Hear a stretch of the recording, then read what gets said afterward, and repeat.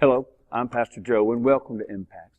Impacts is a video teaching series where I try to help nurture your faith in, your commitment to, and your relationship with Jesus Christ. Let me ask you a question. Do you know how to read music? Well, whether you do or not, let me try to explain it simply. Musical notes are placed on a series of spaces and lines called a staff. And each note is written in such a way as to designate the length of time that it is to be held. Is that confusing? Well, let me make matters a little worse, because what I want to talk to you about is something called grace notes. And grace notes really have no musical value. That's going to become a little bit more clear in a little bit. Are you ready? I hope so. Come on, let's get started.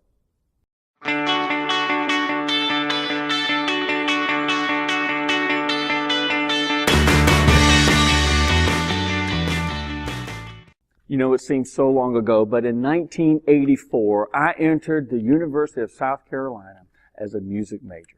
I was a woodwind major, and I was planning to major in music education and to teach band. And I think one of my favorite classes that I took, really, was music theory.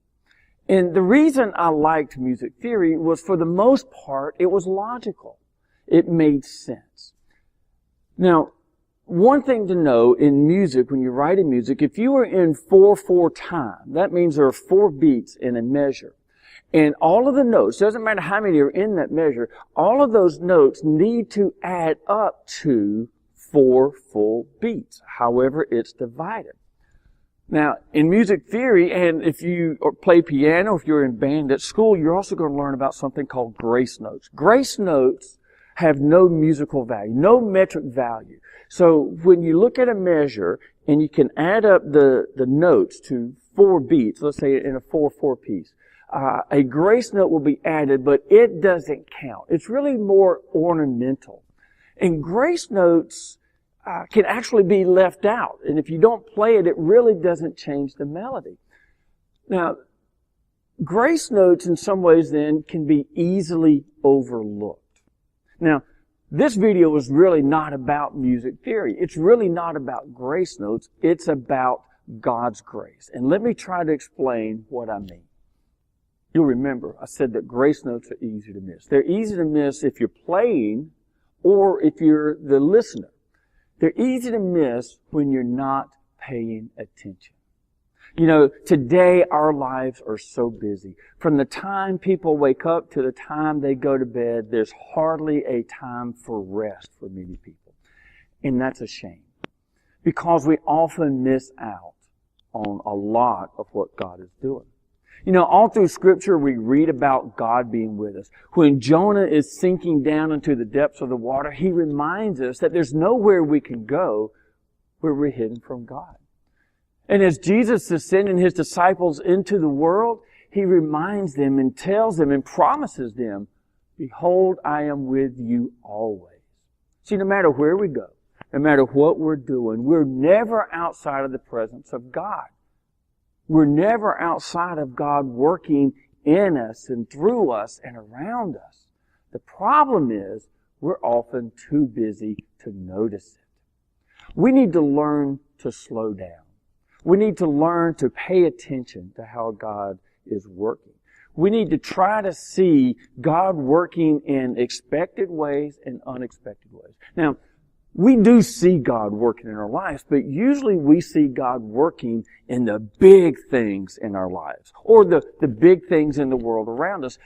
God moving in big ways are easy to see. But remember, God says, "I am with you always."